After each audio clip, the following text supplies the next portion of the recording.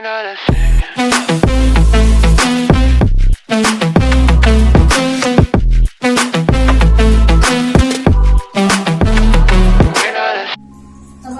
मी मंदाच्या रसोईमध्ये तुम्हा सर्वांचं स्वागत. आज आपली ही जागा बघा, आपल्या जुन्या व्हिडिओ व्हायची तिथेच मी आज व्हिडिओ करते आहे. का तर माहितीये का, आमच्याकडे नवीन फ्रीज आलाय म्हणून. हे बघा, आमचा हा नवीन फ्रीज.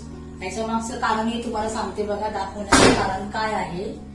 कारण का कसं माहितीये का, आता पहिलं टिफिन सर्व्हिस आमचं इथून चालायचं, मी घरातूनच करायची. आता कसं माहितीये का, वर्ष होत आलेलं आहे टिफिन सर्व्हिस साठी आपण शॉप घेतलेलं आहे. त्याच्यामुळे सगळे व्हिडिओ सुद्धा शॉपमध्येच होतात आणि मी पण शॉपमध्येच असते. पण आज घरात का आहे माहितीये का, आमचा फ्रीज दाखवण्यासाठी. आता फ्रीज दाखवण्यासाठी म्हणजे काय, आम्ही मोठेपणा करत नाहीये, पण त्याच्या मागचं तुम्हाला मी कारण सांगते आणि आमचं सॅक्रिफाईस सांगते आम्ही किती केलेलं आहे. आता बघा, तुम्हाला मी फ्रीज दाखवते. पहिल्यांदा बघा आमचा कोणत्या कंपनीचा फ्रीज आहे तो. हा बघा, हे कंपनीचं नाव आहे. मी काल ही पूजा केलेली आहे. टिफिन सर्व्हिस मध्ये असतानाच हा घरी फ्रीज आलेला आहे. त्याच्यामुळे फक्त उभ्या आली, फक्त पूजा केली आणि पट करून निघून गेली. आता बघा, हा फ्रीज तुम्हाला मी दाखवते. कंपनीच्या दादांनी सांगितलेलं आहे की फक्त फ्रीज चालू करायचा, याच्यामध्ये काही ठेवू नका, काही नका. 3 तासासाठी सांगितलेलं, पण आमचा फ्रीज कसं संध्याकाळी आलेला, त्याच्यामुळे 3 तास आमची 5च्या नंतर मी चालू केलेलं आहे. आणि 5च्या नंतर 3 तास होतात आमचे झालेले आहे 3 तास. पण दादाचं तिकडे तो जॉबची ड्युटी संपली ना, तर दादा बोलले की मी उद्या येतो म्हणून. तर बघा, तुम्हाला मी फ्रीज दाखवते बघा. तर दादा येईपर्यंत आम्ही फक्त ह्या बॉटल्स ठेवलेल्या आहेत फ्रीजमध्ये, बाकी काही नाही. आता गरमीमुळे दूध कसं खराब होतं, दूध तापवलेलं पण खराब होतंय आणि सगळंच खराब होतंय. म्हणून मी काय केलं माहितीये का, आता मला खूप घाई आहे आणि मी हे दुधाची पिशवी फक्त ह्या पातेल्यामध्ये ठेवली आणि आतमध्ये ठेवलेलं आहे. आता बघा, ह्याचं स्टँड पण तुम्हाला मी दाखवते. हे बघा, हे स्टँड आहे. पण आता कसं, ते दादा अजून आलेलं नाहीत म्हणून हे स्टँड लागलेलं नाहीये.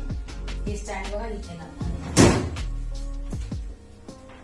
हे बघा, इथे हे 2 स्टँड आहेत. हे खोलत नाही कारण आमचं फ्रीज कालच आलेलं आहे. फ्रीजची सिस्टम काय आहे ते आम्हाला अजून माहिती नाही. आता बघा, मी हे स्टँड काढलं. आता फ्रीज हे लॉक झालेले, ते नंतर कळेल, दादा आल्यावरती सांगते.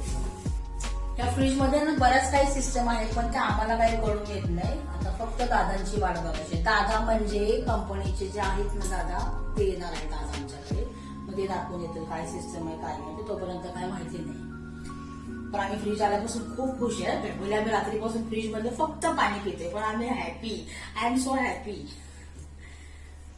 मला हा फ्रीज जास्त कशाला आवडला माहितीये का, हे बघा, हे सर्व ना ड्राय मसाले आहेत ना, हे ठेवण्यासाठी ह्याच्यामध्ये जे आहेत ना हे बॉक्सेस, ह्याच्यामुळे मला हा फ्रीज खूप आवडला. आणि स्पेस बघा किती मोठा आहे, कारण आमच्या मेस मध्ये आहे ना, तो आमचा जुना फ्रीज आहे घरातला. आणि ह्याचा स्पेस एवढा मोठा आहे कारण का आम्ही, हे बघा, आम्ही घरात तर नसतो.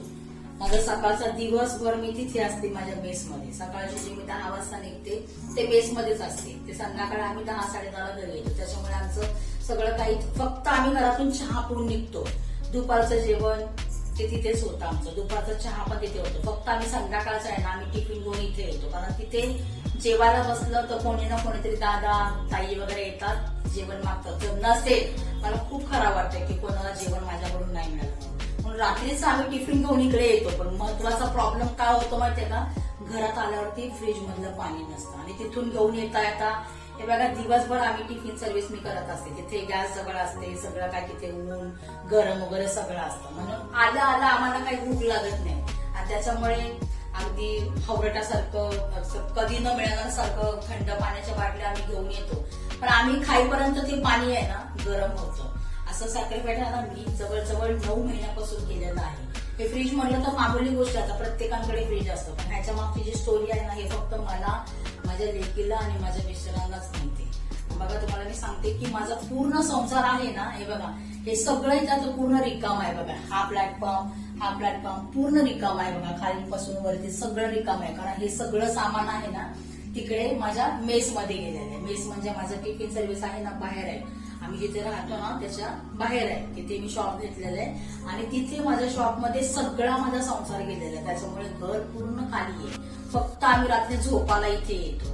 आणि मी हे डिसिजन फ्रीजचं का घेतलं माहितीये का, कारण माझ्या सोन्यासाठी. कारण माझी सोन्या घरात असते. बरं, तिथे मी मेसमध्ये असते, मी तिथे मेसमध्ये असते. त्याच्यामुळे मला थंड पाणी मिळतं. मिस्टर जेव्हा पण येतात ऑर्डर द्यायला, डिलिव्हरी द्यायला, तेव्हा मिस्टरांना पण थंड पाणी मिळतं. फक्त उरला प्रश्न माझ्या सोन्याचा. सोन्या माझी घरात असते आणि सोना आता 4 दिवसापासून इतकं गरम होतं ना, त्याच्यामुळे माझी मुलगी बोलली की मग फ्रीज घे म्हणून हे फक्त सोन्यासाठी मी फ्रीज घेतलेला आहे. कारण दिवस तर माझा तिकडेच जातो ना मेसमध्ये. फक्त माझ्या लेकीसाठी हा फ्रीज घेतलेला आहे. आणि मला ते तुम्हाला दाखवायचं होतं की इतकंही माणसं सर्व काही असूनही माणसं सॅक्रिफाईस करतात का माहितीये का.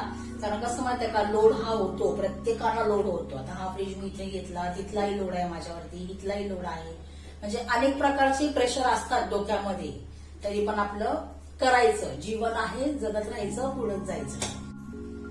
हा बघा फ्रीजर आहे. ह्याच्यामध्ये कसं माहितीये का, मी मोठा का घेतला माहितीये का, ही मी आम्ही छोटसा, माझी छोटी फॅमिली आहे आणि छोटा संसार आहे. पण मी हा मोठा फ्रीज घेण्याचं मागचं पण कारण तुम्हाला सांगते. कारण कसं माहितीये का, मेसमध्ये कधी कधी आम्ही भाजीपाला बाहेरून जास्त आणतो. मग तो जास्त भाजीपाला आणल्यामुळे ते फ्रीज आमचं जुनं जे आहे ना ते छोटं आहे. मग मी यांना काय म्हटलं, मोठं असं घ्या की आपल्याला आता छोटंसं घेतलं असतं मी, पण कसं माहितीये का, डबल परत तेच काय करायचं.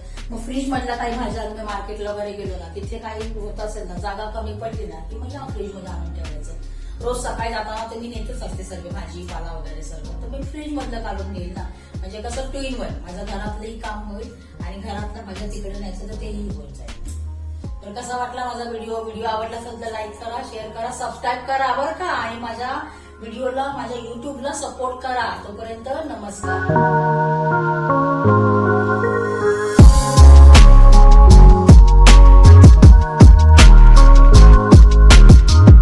That I don't wanna play, so don't say you